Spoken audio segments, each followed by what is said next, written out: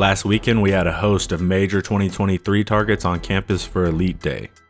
23 top quarterback Arch Manning visited along with other major targets. Let's see what the next class of recruits is looking like. I'm impressed by what I've seen so far.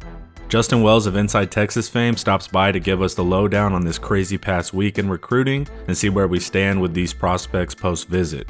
Subscribe to Inside Texas to get all this info all the time. And don't forget, this video is sponsored by Last Stand Hats. Use promo code TexasHomer, all caps, for 10% off your hat purchase today at laststandhats.com. Without further ado, let's get into it. Justin, thanks for catching us up to speed. Most fans know you, but will you introduce yourself for the ones that don't? My name is Justin Wells. I'm the managing editor at InsideTexas.com. Been with the site for almost 10 years. And today we're going to discuss the class of 2023 and where Texas stands with these in-state and out-of-state prospects. It looked like an awesome scene from social media, and you were on the ground there. So how was the atmosphere? Did it feel any different than previous years? The vibe was something that the players really spoke about. This was something that the culture, everything was, it was a different vibe for all the players. I mean, that was something that they continually discussed with us after the fact. You know, Texas hasn't been able to host a junior day since, I believe, January of 2020. So we're going on, 16, 17 months. So there was some palpable buzz. There was some excitement, and there should have been. You know, Texas did a tremendous job of setting this up. It's not only their first junior day in 2 years, it's their first time to see a lot of these 2023s in person. And the eye test eval is huge. The first impression evaluation with family and coaches is huge. And so when you bring in guys like Vince Young and Earl Campbell and Colt McCoy and Michael Huff, you're playing for keeps. You're absolutely getting your guys set up to succeed, to come in and do the right things. And then you had Matthew McConaughey come in and give his spiel as well. And so give Steve Sarkisian and his staff a ton of credit, because this was a big deal. It's been a while since colleges and prospects have been able to do this. This was a big deal, and Texas did it really big. They pulled out the red carpet. I had one parent tell me it was the best. It was the closest thing to an official visit they had ever seen on an unofficial. And that means that you're taking it serious. That means that every recruitment matters. That means that every relationship matters.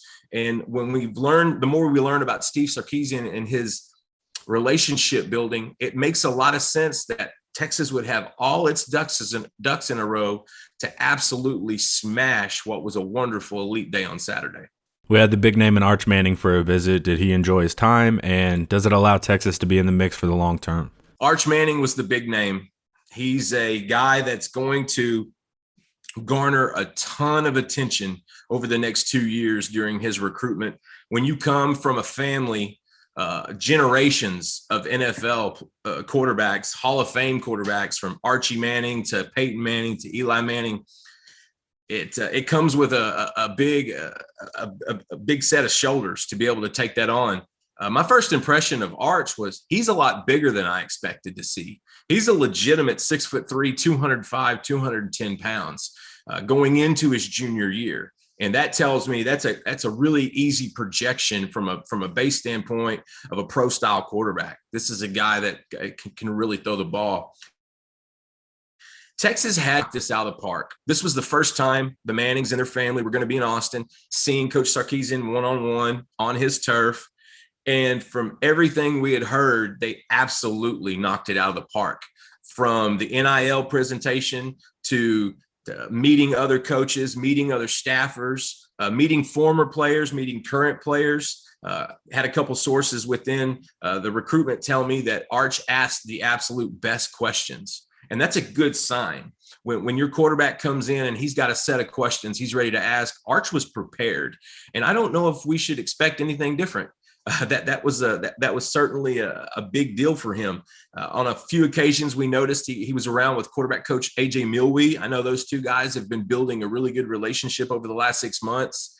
I know that Arch really likes Steve Sarkisian. There's if there's something in this recruitment that really has Texas, looking solid, it's Sark. His history of producing quarterbacks, developing quarterbacks, his play calling acumen, from the NFL to the college, to the highest in college football, Sark's done it. And if you want to get Arch Manning's signature for the class of 2023, you're going to have to bring skins on the wall. And that means NFL offensive experience. That means quarterback develop experience. And that means head coaching experience. So Sark checks all those boxes. So the biggest name probably made the biggest impression. If you talk to some of the other players, Jonte Cook, one of the top wide receivers in the state from DeSoto, he mentioned that he thought Arch might be a little overhyped when they got to the camp. And then when he watched him and caught the passes, he was all real. There was no hype to him at all. He said he could throw. And so Arch had a big effect on so many different people in so many ways, from prospects, from parents. I had parents of other prospects asking me about him, from coaches, from staffers. Arch Manning coming was a big deal, and Texas could not have done a better job of setting the platform, setting the standard for what this pursuit is going to look like over the next 12 to 24 months. And the Mannings are a unique family in that there is some flexibility about where they went to school. So is Arch's recruitment wide open? You hear some fans saying he's going to Ole Miss, but I think the Mannings are more calculated than that and will always look for the best opportunity for Arch.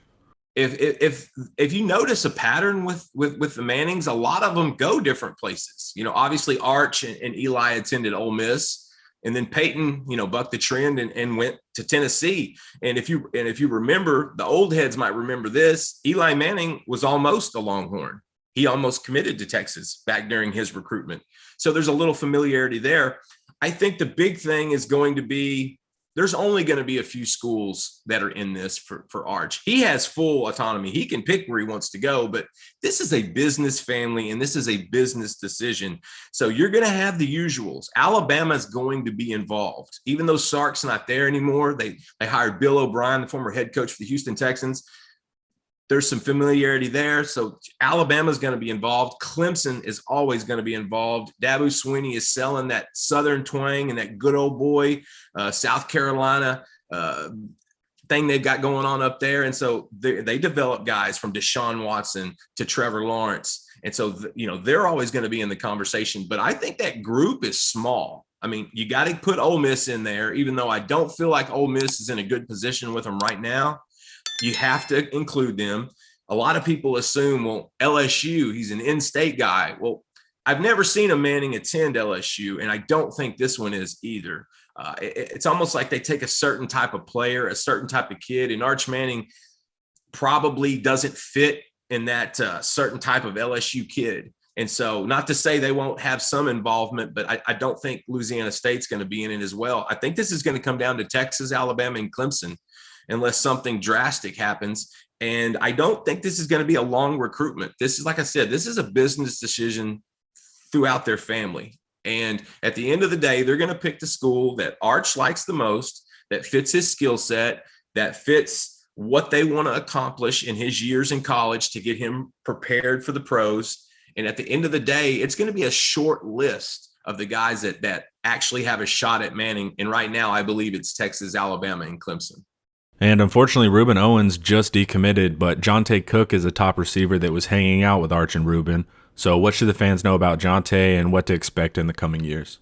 With Jonte Cook, this is a recruitment where I feel like Texas is putting in the most effort. If you ask him, who's recruiting you the hardest, Jonte, he's going to tell you Texas. This is a guy that they realize is so important to their future scheme. He reminds me a little bit of 2022 superstar Evan Stewart.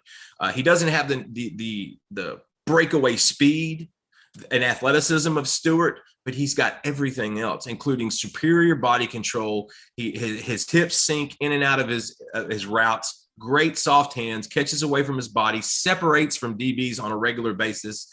This is a guy that every program wants. And he's going to visit a lot of places. When you're talking about Alabama, LSU, OU, these schools are going to come at him. Some have already. And I like that Texas laid the foundation early. With the previous staffs, Eric Nalin and I at Inside Texas have discussed about getting in earlier on these recruitments. Just because you offer a kid early doesn't mean you have to take him early. It means you're essentially warming him up and getting him prepared. Well, this staff has been very proactive in that regard. Matter of fact, some of their offers this cycle have been guys, they've been one of the first teams to offer. That's different. We saw that with Mac Brown's coaching staff in the past, but we never saw that with Charlie or Coach Herman. I like that about this staff, and I like that with Jonte Cook. That's how they're approaching him. They need speed. After the first practice, a source told me within the program, Sark came into the locker room and said, guys, we got to have more speed. There just needs to be – there's fast kids at Texas, but you want NFL speed. Some like the cats he was coaching at Alabama, Jonte Cook fits that. And that's why I feel like he's a priority. And that's why I feel like Texas is going over the top to make sure he understands how important he is. Jonte Cook's going to enjoy the process as well. I like to call him prime time. He's got a Deion Sanders feel to him. He's very confident. He's very skilled on the field. He even has the signature earring. If he brings out the Jerry curl, I'm going to rename him myself. But Texas has done a good job getting in early, laying the foundation, and just being prepared for a recruitment that's probably going to go the next 18 to 24 months. And then we have a Washington transplant and wide receiver Ashton Cozart visit as well. I know he's new to the scene, but he's impressing. So what's the word on his visit? Ashton Cozart is definitely new to the scene. Like you said, he comes from Seattle. One of the first things I asked him was, what's the big difference about Texas and being up in Washington? He said, well, first of all, the football's a lot bigger here. And he said the humidity is off the chain. And I think a lot of those Seattle guys that moved to DFW are feeling that same thing. This humidity is a little bit different, but Cozart is just silky smooth. Man, there's a couple of receivers that he reminds me of. OU signee out of Louisville, Hebron, Trajan Bridges. I see some of him in him. And then also former Texas wide receiver Brandon Collins from the late 2000s. That's another guy I see a comparison to. Cozart's smooth. Everything is natural. In and out of routes, catching the ball, separating, getting off a jam. Everything is fluid and natural. This is a guy that's going to probably arrive on campus 6'2", 6'3", 190 to 200 pounds and be ready to perform and be ready to play.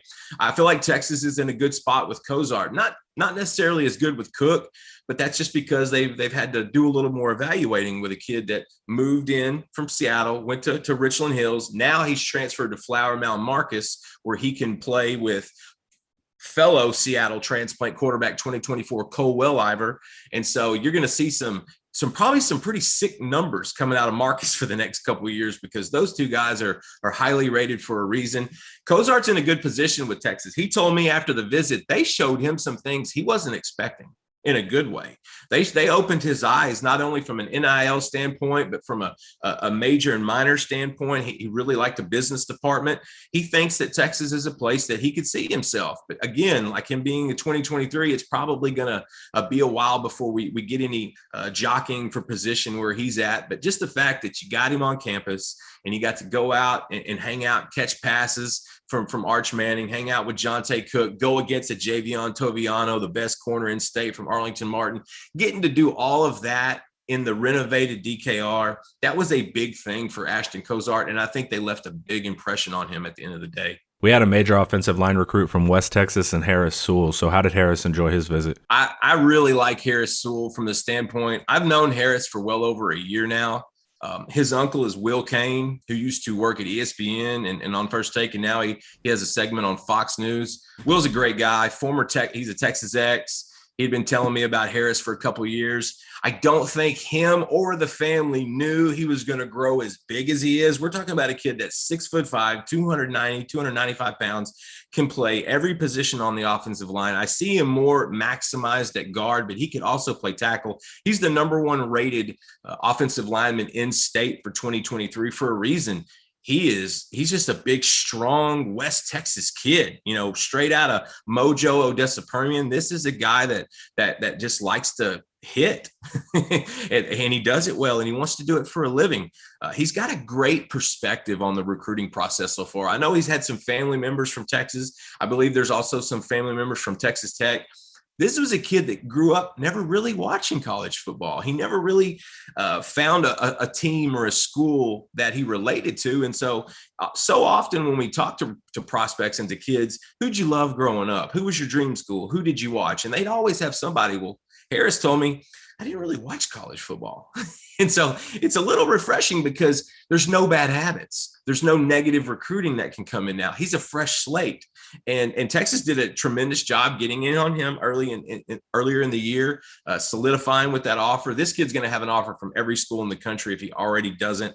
OU is going to be a factor. They're going to see him. Alabama is going to be a factor. They're going to see him. I don't think Texas A&M is going to be involved. I'm not sure there's a lot of attention there from the Sewell family, but he's just a big kid. And speaking to him, I asked him, I said, did you get to hang out with Arch Manning and you get to talk to him a little bit? He said, of course.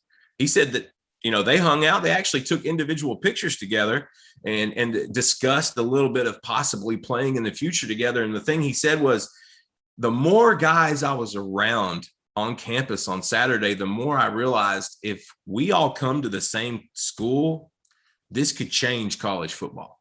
And it was a very astute, profound observation. And that just trying to explain to you that that's Harris Sewell. That's the way he sees things. He's got a great family. He's got a great foundation. And he's one of those guys, you need hog mollies. You got to win up front. And if you ask Kyle Flood how you win, it's by building offensive linemen. And that's exactly why they are prioritizing Sewell. And that's why they made sure he came in on this weekend, on this particular day on Saturday, so that he could see Arch and could see Ruben and could see Jonte. And so they could get a feel for each other, because in this day and age of social media and recruiting, keeping players engaged with each other is imperative.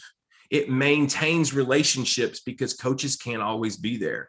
Other players can't always be there. You have outer influences from high school coaches, from family members. It's that interaction.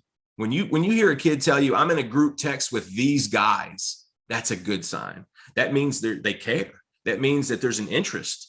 And I know Sewell is getting involved more with Arch and with Jonte and with Ruben. And to that regard, that's why I think this 2023 class can be just unbelievable for Sark and these guys. They've laid the foundation. Now they just have to stay the course. They've planted the seeds. Now you just have to water, and you hope to bloom in about 18 to 24 months. We also had key defensive players visit in the 23 class as well. Anthony Hill is the top player in the state out of Denton Ryan. Did he have a good time? His visit went well. He is one of those that Anthony's got a lot of Texas Longhorns on the staff at Denton Ryan. So he gets to hear about the Longhorns on a regular basis, especially from guys like Coach Alex De La Torre and Texas signee Jatavian Sanders, who just graduated from Denton Ryan. Anthony Hill has been a young, grown man for a long time. This is a guy we've seen come up since his freshman year. He's almost 6'3", 220, 225 pounds right now.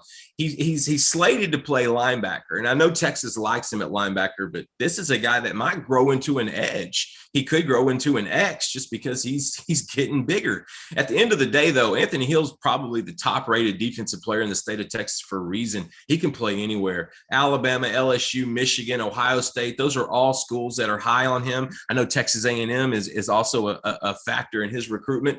Getting him to Texas was big because I don't think he has a school in mind that he favors. I think he likes a group of schools, which is good because that gives you a kind of a clean slate, an opportunity to plead your case. The fact that they got him on campus when Manning, Owens, and Cook were there, I think put it over the edge. I think it showed Texas is serious, not just on the offensive side, but on the defensive side. And the defensive side of 2023 has some really outstanding young prospects, and it begins with Hill. I spoke with his father last night, and his father let me know that, it was a great visit, but he said, the trip opened their eyes to a few things that they hadn't paid attention to before. And that's why these visits are so important. That's why these in-person relationships are so important. We have turned into a Zoom society, to a telephone, text message, social media society, and we've gotten away from that interaction. when you get those guys together, that's when you can make things happen. And Anthony Hill getting in the group photo with those other offensive studs from 2023 really set the tone for the weekend. I think Texas is in a good spot with Anthony. Going into it, I would have said they're probably behind a few other schools. But as of last night, Anthony Hill Sr. told me it's pretty even across the board right now. And that's the way they're going to approach it going into his junior campaign. I'm just glad the coaches are getting involved early with these guys. And what's the word on Javion Toviano out of Arlington Martin? Full disclosure, I wanted Texas Homer to start with Javion Toviano because he's my personal favorite must get in the class of 2023 in state.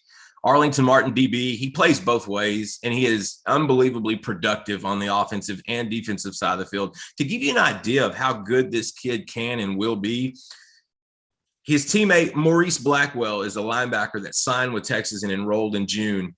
Tells me he's the best player he's ever played with. Junior linebacker at Arlington Martin, class of 2022, Texas commit Jermell Johnson says he's our team leader. We look up to him. This guy's a sophomore going into his junior year. Toviano has that type of presence.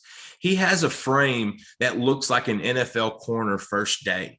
He's 6 foot, about 185 pounds. He'll easily get to 205. He still has the hips. This is a kid that tracks and smacks. He's incredibly intense when it comes to the field of play, but then off the field, he's very well spoken. Asked him after the trip, how did everything go? First impressions, things of that sort. He said it was different. He had just gotten back from Alabama. He had just gotten back from OU. I said, well, how different? He said, Justin, it's just a different vibe here. It's a different love. It's a different culture. I can't explain it. I can only feel it. And it's one of those things where they made sure he was a priority. I said, what was the one thing you took away? He said, these guys want me. They made sure to let me know I'm a priority. And he told me that instilled confidence in him that this could be a place he could stay.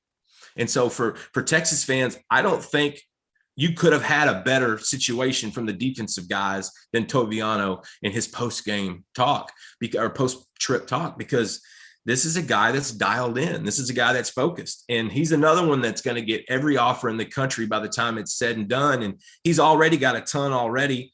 And he's got other visits coming up as well. You're going to have the OUs and the Alabamas and the LSUs and the Clemsons. Those guys are going to get involved to try to sway him. But right now, I felt like going into June, Texas was the quiet leader. Toviano's never said one way or the other, but just getting to know him over the last year, you kind of got a sense that Texas was kind of the lead dog early on. But when he took those early trips to Bama and OU, I was timid. You have to be, because, recruiting changes constantly. And just like kids change, just like weather in East Texas, it could flip in 15 minutes. You never know. He comes back and I got reassured that Texas is his leader. It still have a long ways to go in his recruitment. There's still going to be some ebb and flow to this sweepstakes, but Texas looks really, really good in this early on. And give Terry Joseph a ton of credit. Give Jeff Banks, the recruiting coordinator at Texas and special teams coach, give him a ton of credit. He has made sure that Toviano understands his place. And I want you to give a little credit, Texas fans, to Maurice Blackwell and Jermell Johnson, because he's been reminded how bad Texas wants him for the last year and a half from those two players. And he wants nothing more than to hang out with his boys when he gets to Austin. So I like how this recruitment is setting up early, and I think Texas is in prime position going on. And then we have a talented defensive back, Jermell Johnson out of Arlington Seguin. So what's the word there? Jermell Johnson. This is a guy, you want him in your class, whether it's at corner, nickel, which is a star at Texas, or safety. You want Jermell Johnson in your class.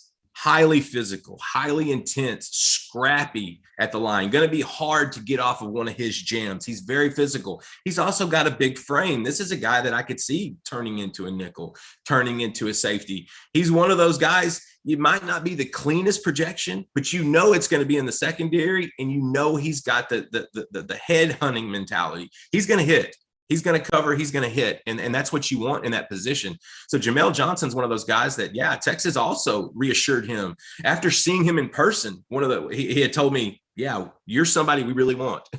And so that's another reason why these visits are so important. It's that eye test. It's that first impression. And Jermell landed a pretty solid first impression getting to see these guys. He's going to have a lot of suitors as well. Obviously not the offers of some of the other players, but certainly has some of the upside. And it just rather it depends at corner. I think he's going to be a safety. Honestly, I think he'll grow out of it a little bit because he's already a big kid. I believe he's probably 6 foot, 6'1", in the 180, 190 range. He looks like he could get to the 210, 215 range. Maybe, they're potentially coming down in the box and playing linebacker. He's a guy that Coach Kawakowski would love to mold. Just find a spot for him. Get him in your class and just find a spot for him. And I think that's the eval with Jermell Johnson. And a group of South Oak Cliff players drove up, and Javon Thomas is one of those. He's new to me, so what should I focus on with Thomas? Yes, the recently transferred Javon Thomas from Corsicana, Texas. He was down in my region of East Texas, and his father actually works in security at South Oak Cliff High School, and he made the decision to move in with his father. And so now he's going to be playing corner for SOC. He's a welcome addition. You talk to those coaches, especially Coach Traylor, who does a tremendous job at South Oak Cliff. Javon Thomas is a guy that's going to be real good. He's got the skills early on. Now he's a little raw. His father played linebacker at Notre Dame back in the day. And so there's some genealogy there that shows he's got some ability. I want to see more technique. I want to see more, backpedal. I want to see more on the balls of your feet. But from an athletic standpoint, he has everything you need: speed, quickness, hips. He's got that. And it's going to be fun to see how he adapts to his new competition coming from Corsicana to South Oak Cliff. It's going to be a different world, but I think it's good for him. It's going to force him to grow. It's going to make him grow into a better player. Texas did a good job with Javon. I don't know exactly where he stands right now. I know he's really wide open, especially with some of the later offers he's had. I know Notre Dame is trying to get him in on a visit. But I think Texas did a good job today. The fact that he comes with a group of kids with Jermell Johnson and Xavier Bryce, another Seguin DB that picked up an offer from the class of 2022, and Malik Muhammad, from IMG Academy, another lockdown corner, just coming with that group and kind of getting to feel the recruiting process, I think was the biggest takeaway from Thomas, because he's never really got to visit before. He's never really been recruited that much until the last 3 or 4 months. So this was all kind of new to him. And at the end of the day, he sees a light at the end of the tunnel. He realizes no matter where he goes, he wants to play college football. And visiting Texas and DKR and talking to the staff has just reinforced that's what he wants his mission and his dream to be. And Taishan Wilson out of Katy visited as well. So what's the progress there? Taishan Wilson is a guy that's popped up on the radar pretty quickly here. At first we thought the cornerback class could be a little down for 2023. And then you go through your evaluations and you start going through spring ball and you hit all these camps, you hit all these high schools, you start seeing guys come up. Taishan Wilson is on the come up. Corner out of Matey Creek. This is a guy that can flip his hips as well. He's got the quickness, a little on the short side, but he makes up with it with intensity. He makes up with it with physicality, and he's also he's got some closing speed. He can turn his head at the right times. There was one clip where he was beaten on a deep post. He took 2 steps, turned his head, and knocked it down with an incredible wingspan. And so Wilson he's going to be a guy that I think his profile starts to grow more and more when we see more game tape, when we see his junior film, we get the exact measurements and we see where he's at, because Texas is, if you're going to play in the Big 12, you better recruit cornerback and safety really well, especially corner. And Texas is focusing in on these top 3 or 4 in state for 2023. They're doing a great job already of getting them on campus and getting those relationships built. And our final defensive recruit for 23 was Dalton Brooks. And where's he from? Dalton Brooks from Shiner, Texas. You may not know Dalton very well, but if you watched the state championship last year, you saw his brother make one of the coolest, most unselfish plays I've ever seen in a football game. I believe he either picked up a fumble or got a tipped pass for an interception. I can't remember exactly what happened, but his brother Doug, who is probably 270, 280 pounds, defensive lineman, got the ball, headed for the end zone. Right before he got to the end zone, he passed it to a teammate.